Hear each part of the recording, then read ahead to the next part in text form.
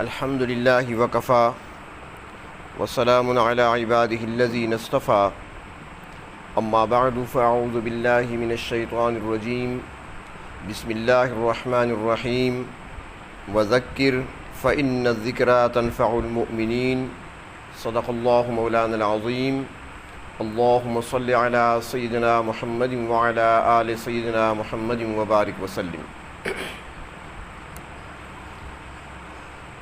قرآن حکیم میں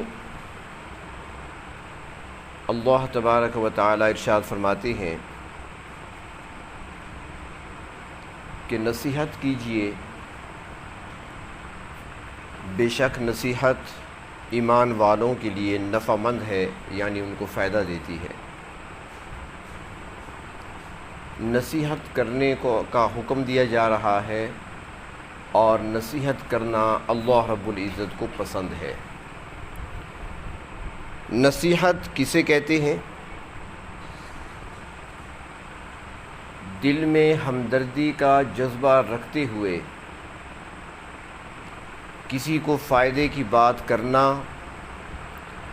اور نقصان سے بچانے کی بات کرنا، نقصان سے بچانے کا سوچنا، یہ نصیحت کہلاتا ہے۔ دل میں جذبہ ہمدردی کا ہو، اخلاص کے ساتھ کسی کو نقصان سے بچانے کی بات کرنا یا پھر اس کے فائدے کی بات کرنا، یہ نصیحت کہلاتا ہے، اور یہ اللہ رب العزت کو بہت پسند ہے۔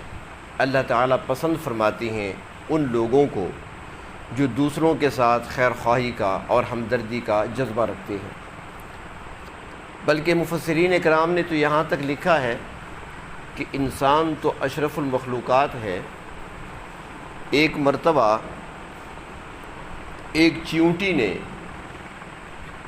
دوسری چیونٹیوں کے ساتھ خیرخواہی کی تھی، اور خیرخواہی اور ہمدردی کے جذبے کے تحت ان کو کچھ نصیحت کی تھی۔ اللہ تبارک و تعالی نے تو اسے بھی پسند فرما لیا۔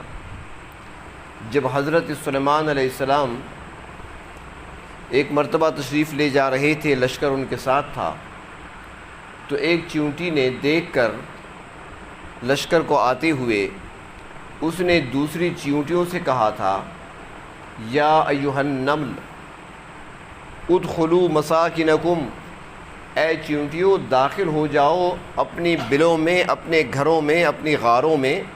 سلیمان علیہ السلام اور اس کا لشکر آ رہا ہے، کہیں ایسا نہ ہو کہ تمہیں روند ڈالیں اور ان کو پتہ بھی نہ چلے۔ تو اس چیونٹی نے دوسری چیونٹیوں کے ساتھ خیرخواہی کے جذبے کے تحت ہمدردی رکھتے ہوئے ان کو یہ نصیحت کی تھی، ان کو نقصان سے بچانا چاہا تھا۔ تو اللہ رب العزت کو اتنا پسند آیا کہ اس چیونٹی کا ذکر قرآن کریم میں کر دیا، اور اس چیونٹی کے نام پر سورت رکھ دی، سورت نمل۔ سورت کا نام ہی وہی رکھا، چیونٹی، اور اس کا تذکرہ قرآن حکیم میں کر دیا۔ اب جو وہاں پر چیونٹی کا لفظ استعمال کرے گا، نمل کہے گا، تو اس کو نیکیاں ملیں گی، اور قیامت تک سلسلہ جاری رہے گا۔ تو اس طریقے سے اللہ رب العزت کے نیک بندوں میں سے ایک نیک بندہ گزرا ہے صدیوں پہلے، جسے دنیا جانتی ہے حضرت لقمان کے نام سے۔ حضرت لقمان کا تعلق حبشہ سے تھا، حبشہ سے تعلق رکھتے تھے، اور انہوں نے اپنے بیٹے کو نصیحتیں کی ہیں۔ ان کی نصیحتیں ایک دو نہیں بلکہ ہزاروں میں ہیں، ہزاروں کی تعداد میں اپنے بیٹے کو وہ نصیحتیں کرتے رہے۔ لیکن ایک دن اپنے بیٹے کو بلا کر فرمانے لگے، بیٹا میں نے تمہارے لیے 4000 باتوں میں سے 4 باتوں کا انتخاب کیا ہے۔ میں نے تمہارے لیے 4000 نصیحتوں میں سے 4 نصیحتیں تمہارے لیے منتخب کی ہیں، تمہارے لیے چنی ہیں، اور ان کو غور سے سن لو اور ان پر عمل کرو۔ جس طرح ہم کہتے ہیں نا کہ پلے باندھ لو اسے، کبھی یہ بھولنے نہ پائے، ان پر عمل کرنا ہے۔ بیٹا ہمتن گوش ہو کر سننے لگا کہ والد صاحب نے 4000 نصیحتوں میں سے کون سی میرے لیے 4 نصیحتیں منتخب کی ہیں، کون سی 4 باتیں میرے لیے چنی ہیں۔ تو حضرت لقمان اپنے بیٹے سے فرمانے لگے کہ پہلی بات یہ ہے اور پہلی نصیحت یہ ہے کہ جب کسی کے گھر جانا ہو تو پھر وہاں پر اپنی نظروں کی حفاظت کرنا. تمہاری نظریں ادھر ادھر بھٹکنی نہیں چاہیے، اپنی نظروں کی حفاظت کرنا. یہ 4 باتیں اس لیے عرض کر رہا ہوں کہ اس وقت تو شاید ضرورت تھی، لیکن آج یہ بہت ضروری ہے. آج ہمارے لیے ان پر عمل کرنا بہت ضروری ہے. اس زمانے میں تو کبھی کبھار کسی کے گھر جانا پڑتا تھا. کوئی دعوت ہے، کسی نے آپ کو دعوت پہ بلایا ہے، کھانے پہ بلایا ہے، کسی کے گھر کوئی پروگرام ہے، آپ چلے گئے، گھر میں جانا پڑتا تھا. وہاں گھر کے اندر خاتون خانہ ہوتی تھی یا خواتین ہوتی تھیں. اور اب تو ہمارے لیے یہ نہیں کہ ہم اس نصیحت کو اسی انداز سے سوچیں کہ کسی کے گھر جاؤ تو نظروں کی حفاظت کرو، بلکہ آج یوں کہا جائے گا کہ جب گھر سے نکلو تو اپنی نظروں کی حفاظت کرو. آج تو جو کچھ پہلے گھروں میں ہوتا تھا وہ سب کچھ بازاروں میں ہے، وہ سب کچھ گلیوں میں ہے، وہ سب کچھ راہوں میں ہے. تو اس لیے جب گھر سے انسان نکلے تو اپنے نظروں کی حفاظت کرے. تو حضرت لقمان علیہ السلام نے فرمایا، بیٹا جب کسی کے گھر جانا ہو تو پھر اپنے نظروں کی حفاظت کرنا، تمہاری نظریں بھٹکنی نہیں چاہیے. کیونکہ اللہ تبارک و تعالیٰ کا ایک نظام ہے، جو انسانی ڈھانچہ بنا ہوا ہے نا، ایک پورا ایک نظام ہے. آنکھ جو کچھ دیکھتی ہے نا تو پھر وہ سگنل دماغ کو جاتی ہے، فوراً آنکھ بتاتی ہے، اندر سگنل جاتی ہیں، ایسی شکل ہے، ایسی صورت ہے، ایسے ناک، ایسا نقشہ، یہ سب کچھ دماغ تک جاتی ہے. اور پھر دماغ کے اندر وہ اگر تھوڑا سا بھی دماغ اس کو اچھا لگے دماغ کو تو پھر وہ دماغ فوراً اسے دل کی طرف منتقل کر دیتا ہے.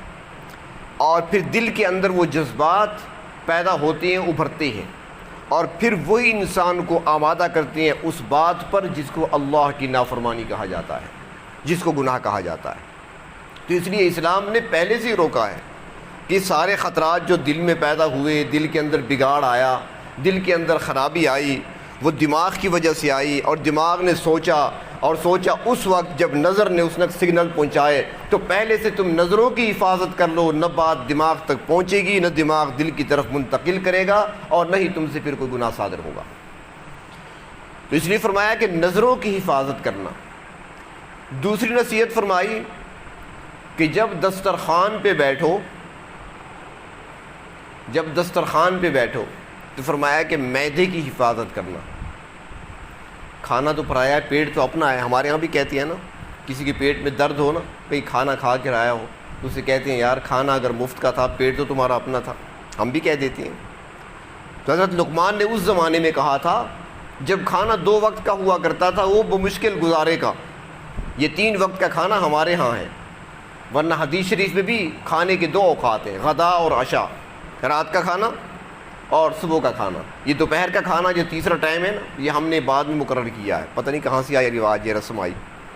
اب تو وہ لازمی بن گیا ہے، چاہے بھوک ہے، بھوک نہیں ہے، پیٹ بھرا ہوا ہے، معدہ خراب ہے، جلن ہو رہی ہے، دسترخوان پہ دوپہر کو بیٹھنا ہے، ہم نے فرض سمجھ رکھا ہے. تو اس زمانے میں تو 2 وقت کا کھانا ہوتا تھا. صبح کو ملتا تھا، اشراق کے بعد چاشت کے ٹائم پہ کچھ کھانا کھا لیا، اور پھر مغرب کی نماز کے بعد کھانا. یہ 2 ٹائم ہوتے تھے، اور وہ بھی انہیں تھوڑا سا ملتا تھا. لیکن پھر بھی فرمایا کہ جب دسترخوان پہ بیٹھو تو اپنے معدے کی حفاظت کرنا، سوچ سمجھ کے کھانا. اور ہمارے ہاں تو ماشاءاللہ دسترخوان بھرے ہوتے ہیں، اور اس پر ہر قسم کی چیز ہوتی ہے، وہ ساری چیزیں اکٹھی ڈال دیتی ہیں. چاول بھی ڈال دیے، سالن بھی ڈال دیا، گوشت بھی ڈال دیا، مرغی بھی ڈال دی اندر، اور سارا کچھ کھا لینے کے بعد اوپر اتنا گلاس ایک پانی کا بھی ڈال دیا. پانی ہے، چاہے وہ گورمے ہو یا پیپسی ہو، پانی تو ہے نا جی، وہ بھی اوپر ڈال دیتے ہیں. میں اکثر ساتھیوں سے کہتا ہوں جو چیز آپ نے اندر ڈالی ہے نا، ذرا ان کو کسی برتن میں اکٹھا کر کے دیکھو کیا بنتا ہے. برتن میں اکٹھا کرو ذرا، ساری چاول ڈال دو، سالن ڈال دو، ساری چیزیں ڈال دو، پھر ایک بوتل اس پہ ڈال دو یا ایک گلاس پانی ڈال دو، پھر مکس کرو، بتاؤ کیا بنتا ہے. آپ نے معدے میں یہی ڈال دیا ہے. تو اپنے معدے کا خیال رکھیں، نہ پئیں اوپر گلاس پانی کا. کھانے کو، معدے کو اپنا کام کرنے دیں. معدے کا اپنا نظام اللہ نے بنایا ہے، وہ پیستا ہے، غذا کو ہضم کرتا ہے. جب ہم نے اس کے اندر پانی کا گلاس بھی ڈال دیا تو پھر وہ کیا بن گیا، اسے معدہ کیا کرے گا؟ اس نے تو آخر جواب دے دینا ہے. تو حضرت لقمان نے اس وقت کہا تھا کہ جب دسترخوان پہ بیٹھو تو اپنے معدے کی حفاظت کرنا. اپنے معدے کا خیال رکھنا، یہ نہ دیکھنا کتنی چیزیں پڑی ہیں، یہ دیکھیں کتنی چیزیں آپ کا معدہ ہضم کر سکتا ہے، کیونکہ معدے کو جتنی غذا چاہیے بس اسی نے خون بنانا ہے، اس نے کام کرنا ہے، اس نے اور حد سے زیادہ ڈال دیا گیا تو پھر نقصان ہے۔ اور ہمارے ہاں تو یہ ہوتا ہے کہ اس کو بھرنا ہے، ہم نے جو چیز پڑی ہے اسے برتنوں کو خالی کرنا ہے۔ ایک مرتبہ ایک جگہ جانا ہوا تو وہ ہمارے ہاں جو فرید بنتی ہے صحبت کا تھال رکھا ہوا تھا، تو اب ایک بندہ جو ہے وہ آخر تک بیٹھا ہوا اور مجھے کہنے لگا، مجھے دیکھا نا تو میں اس کو دیکھ رہا ہوں، تو مجھے فوراً کہنے لگا کہ قاضی صاحب یہ چاٹنا سنت ہے نا؟ ابھی چند لقمے باقی تھے، سارے ہٹ گئے تھے، اب اس کا ارادہ تھا یہ بھی کھانے ہیں۔ تو کہنے لگا چاٹنا سنت ہے نا؟ میں نے کہا جی چاٹنا سنت ہے، چٹ کرنا سنت نہیں ہے۔ ضروری ہے آپ نے چٹ کرنا ہے اسے، جتنا معدے میں نظام، جتنا معدہ ہضم کر سکتا ہے وہ اتنا لے لو، باقی چھوڑ دو، جو بچ گیا بچ گیا۔ تو معدے کا خیال رکھنا یہ بہت بڑی نصیحت ہے جو انہوں نے اس زمانے میں کی تھی، اور آج اس کی بہت ضرورت ہے، بہت احتیاط کرنا۔ ہمارے ہاں یہ ہوتا ہے خصوصاً سردیوں میں جو اموات ہوتی ہے نا، تو پھر آپ نے بھی سنا ہوگا کہ فلاں شخص فوت ہو گیا، دوسرا پوچھتا ہے یار کیا ہوا تھا، کل تو ہمارے ساتھ تھا، کل عصر کو تو میں نے دیکھا تھا اسے، وہ کہتے ہیں بس ٹھیک تھا، رات کو صحبت کھائی اور فوت ہو گیا۔ تو کیا ہوتا ہے؟ یہی وجہ ہوتی ہے، احتیاط نہیں کی جاتی، تبخیر معدہ پیدا ہوتی ہے۔ یہ آپ نے دیکھا ہوگا نا، یہ ہمارے ہاں پانی کی جو ٹینکی لگی ہوتی ہے اور پائپ میں جو پانی آتا ہے، اور جب ٹینکی خالی ہوتی ہے تو پائپ میں ہوا بھر جاتی ہے، اس کے بعد جب آپ واٹر پمپ چلاتے ہیں اور ٹینکی بھرتی ہے اور پانی آتا ہے، اور پھر ہوا کا پریشر آپ نے دیکھا ہے نا کس انداز سے ہوتا ہے، کیسی آوازیں پیدا ہوتی ہیں، وہ پانی کو روک لیتا ہے، ہوا جو ہوتی ہے نا پانی کو روک لیتی ہے، پانی رک رک کے آتا ہے۔ اب آدھا انچ کا پائپ، 1 انچ کا پائپ ہوا نے پانی کو روک دیا، اب وہ پانی رک رک کر آ رہا ہے، اور جو باریک رگیں اور شریانی ہیں اور والو جو بنے ہوئے ہیں، جب وہاں پر ہوا آتی ہے تو خون کا دوران بھی تو ایسے ہی رکتا ہے، اور یہ ہارٹ اٹیک کیا ہے؟ خون کا دوران رکا اور بندہ گیا۔ حضرت لقمان نے اس زمانے میں فرمایا تھا کہ اپنے معدے کا خیال رکھنا جب دسترخوان پہ بیٹھنا۔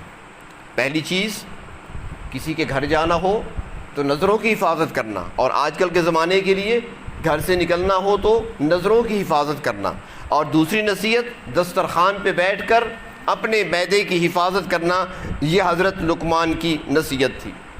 اور تیسرا فرمایا کہ جب لوگوں میں بیٹھو، مجلس میں بیٹھو، تو پھر اپنی زبان کی حفاظت کرنا، تمہاری زبان سے کوئی غلط لفظ نہ نکل جائے، تمہاری زبان سے کوئی گالی نہ نکل جائے، لیکن شرط رکھیے جب لوگوں میں بیٹھنا، یہ نہیں فرمایا جب اکیلے بیٹھنا، اس لیے کہ اکیلے میں تو وہی بکے گا نا جو جس کا دماغ خراب ہوگا، جو پاگل ہوگا، اکیلے میں تو وہی بولتا ہے، ٹھیک بندہ تو اکیلے میں نہیں بولتا۔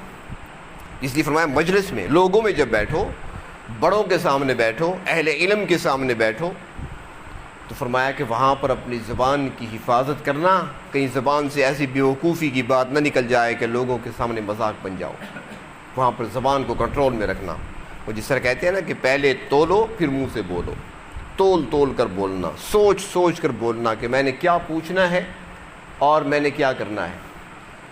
سوال کرنے میں بھی یہی احتیاط ہے، جب سوال کرنا ہو تو پہلے سوال کو خود سمجھو کہ میں کیا پوچھ رہا ہوں، اور اس کے بعد جب وہ سوال بن جائے، الفاظ بن جائیں، ترتیب دے دیں، تو پھر پوچھا کریں، اور بعض ایسے سوالات نہ پوچھا کریں جو بے فائدہ ہوں۔ تو انہوں نے فرمایا کہ جب مجلس میں بیٹھو تو پھر اپنی زبان کی حفاظت کرو، اور چوتھی چیز فرمائی کہ جب نماز کے لیے کھڑے ہو تو وہاں پر اپنے دل کی حفاظت کرو، تمہارا دل کہیں اور نہ چلا جائے، اس وقت تمہارے دل میں صرف اللہ کی یاد ہونی چاہیے، اس وقت تمہارے دل میں اور خیالات نہیں آنے چاہیے، اس وقت تمہارے دل کے اندر اور کوئی بات نہیں آنی چاہیے، بلکہ اب تم جس کی بارگاہ میں پہنچے ہو اور جس کی بارگاہ میں کھڑے ہو، اب تمہاری توجہ اسی طرف ہونی چاہیے۔ تو فرمایا کہ اللہ کے دربار میں آ کر اپنے دل پہ نظر رکھو، اپنے دل کی حفاظت کرو، تاکہ دل تمہارا کسی اور طرف نہ چلا جائے۔ یہ 4 عظیم نصیحتیں حضرت لقمان نے اپنے بیٹے کو فرمائیں۔ تو میں نے پہلے عرض کیا نا کہ اللہ تبارک و تعالیٰ کو نصیحت کرنا، خیرخواہی اور ہمدردی کے جذبے کے تحت کسی کو فائدے کی بات بتانا یا نقصان سے بچانا، یہ اللہ کو اتنا پسند ہے کہ کہ حضرت لقمان نے جب بیٹے کو نصیحتیں فرمائیں تو اللہ کو اتنی پسند آئیں کہ اللہ رب العزت نے چند نصیحتوں کو قرآن حکیم میں بیان کر دیا اور ایک پوری سورت لقمان کے نام پر قرآن پاک میں رکھ دی۔ اللہ کو بہت پسند ہے۔ تو خیر خواہی کی باتیں، یہ باتیں جو سنیں آپ نصیحت کی، وہ گھر میں جا کر بچوں کو بتائیں، گھر والوں کو بتائیں تاکہ وہ بھی عمل کریں۔ یہ آپ کی طرف سے خیر خواہی ہمدردی ہوگی تو اللہ تبارک و تعالیٰ کو یہ عمل بہت پسند ہوتا ہے۔ تو حضرت لقمان نے یہ 4 باتیں یہ فرمائیں اور اس کے ساتھ فرمایا کہ 2 باتیں اور بھی یاد رکھنا، کہ 2 باتیں ایسی ہیں کہ جن کا تذکرہ کبھی نہ کرنا۔ 2 باتیں بس بھول جانا، ان کا ذکر نہ کرنا، تذکرہ نہ کرنا۔ بیٹے نے عرض کیا ابا جان وہ کون سی باتیں ہیں جن کا تذکرہ نہ کروں؟ تو فرمایا کہ پہلی بات یہ ہے کہ کسی کے ساتھ اگر احسان کر لو تو پھر اس احسان کا تذکرہ نہ کرنا۔ احسان کر کے بھول جاؤ، اجر اللہ سے لینا ہے، اب اس کا تذکرہ نہ کرو۔ اب ایسے نہیں کہ بات بات پر اس کو تانے دینے لگ جاؤ۔ احسان کیا ہے تو اللہ کی رضا کے لیے کیا ہے تو بس بھول جاؤ اسے، اب اس کا ذکر کبھی نہیں کرنا۔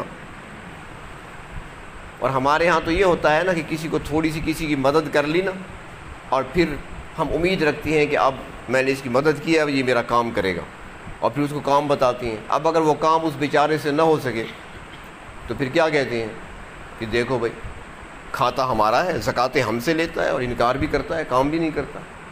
تو وہ سارا جو اجر و ثواب تھا ہم نے ضائع کر دیا، سب کچھ چلا گیا۔ تو گویا ہم نے زکوٰۃ اس لیے دی تھی تاکہ اس سے کام لیں، ہم نے اس کے تعاون اس لیے کیا تھا تاکہ پھر اس سے دنیا کے ہم کام لیں گے۔ تو فرمایا کہ نہیں، احسان کرو بھول جاؤ، پھر اس کا تذکرہ کبھی زبان پہ نہیں آنا چاہیے۔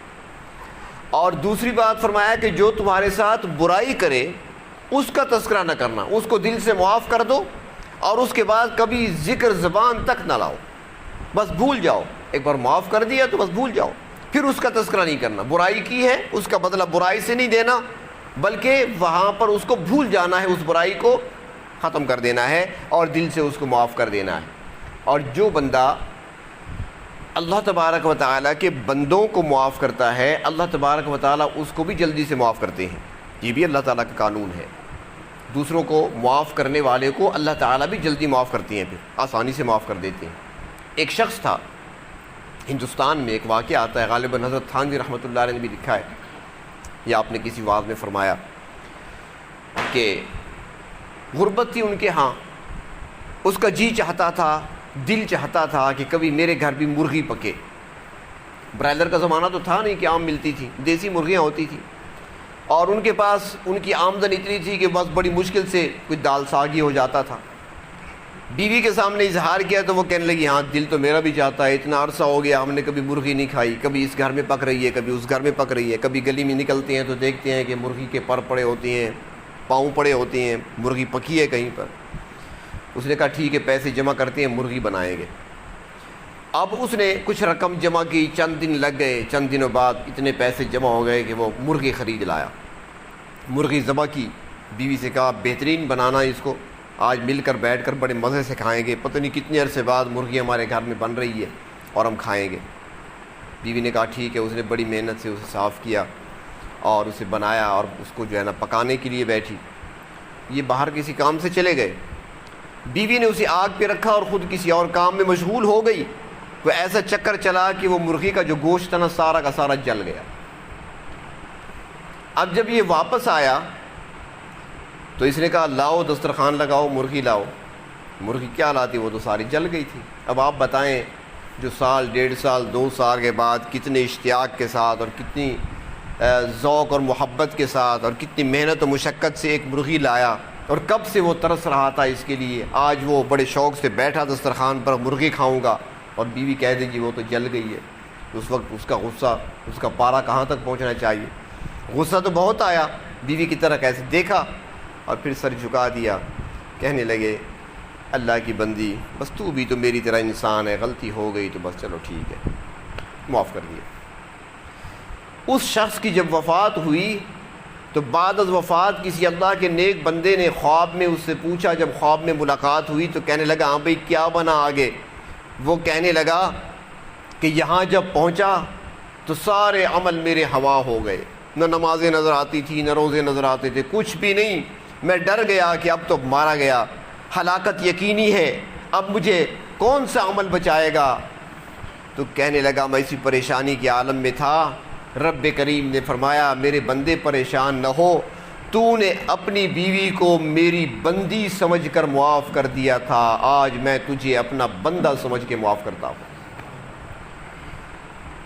تو فرمایا حضرت لقمان نے کہ برائی کوئی کرے تو اس کا تذکرہ نہ کرنا، معاف کر دو اور بس چھوڑ دو، دوبارہ اس کا ذکر تمہاری زبان پہ نہ آئے۔ احسان کرو اور پھر اس احسان کا تذکرہ تمہاری زبان پہ نہیں آنا چاہیے۔ اور فرمایا کہ دو باتیں اور ہیں کہ دو چیزوں کو کبھی نہ بھولنا، ہمیشہ یاد رکھنا۔ بیٹے نے فرمایا کہ وہ کون سی ہیں؟ تو حضرت لقمان نے فرمایا کہ دو باتیں جو کبھی نہیں بھلانی، ہمیشہ یاد رکھنی ہے۔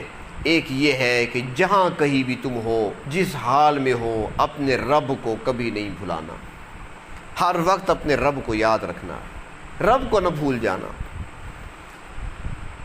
اور دوسری چیز فرمایا کہ اپنی موت کو کبھی نہ بھولنا، وہ بھی یقینی اور حقیقی موت ہے جو آنی ہے، قطعی فیصلہ ہے اللہ تعالیٰ کا، اس میں کوئی شک و شبہ نہیں ہے۔ اس لیے اپنی موت کو بھی یاد رکھنا اور اپنے رب کو بھی یاد رکھنا۔ جو اپنے رب کو یاد رکھتا ہے یا موت کو یاد رکھتا ہے تو پھر اس شخص سے نہ کبھی نافرمانی ہو سکتی ہے، نہ کبھی اس سے گناہ ہو سکتا ہے، نہ کبھی اس سے غلطی ہو سکتی ہے۔ تو یہ نصیحتیں فرمائیں حضرت لقمان نے۔ اس زمانے میں اللہ تبارک و تعالیٰ نے چند نصیحتوں کو بیان فرما دیا قرآن حکیم کے اندر، باقی ہمارے بزرگوں نے، اکابر نے ہمارے لیے کتابوں میں لکھ کر رکھ دی ہیں، اور ہم ہیں ان میں سے موتی چن چن کر آپ کو سنا دیتے ہیں۔ اللہ تبارک و تعالیٰ عمل کرنے کی توفیق عطا فرمائے۔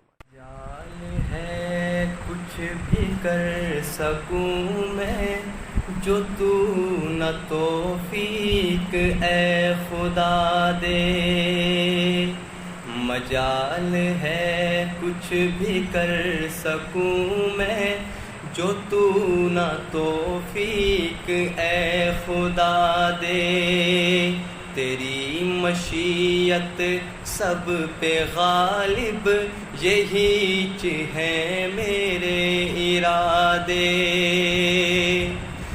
بہت دنوں رہ چکا نکما،